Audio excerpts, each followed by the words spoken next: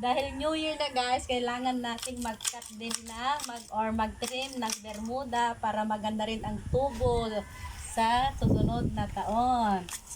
Kawawa naman sila kung ganito na laging kakapal. Kailangan din nilang huminga at tumubo ng magandang bagong tubo. Yan o.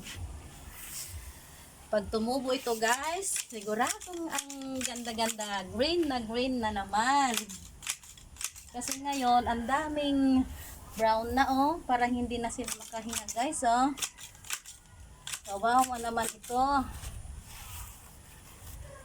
Pag nagtubo ito, ang ganda. At parang tinong-tino siya na bagong-bago talaga. O yan guys, so pag tumubo yan, ang ganda na yan. Happy New Year! Happy New Year sa ating lahat!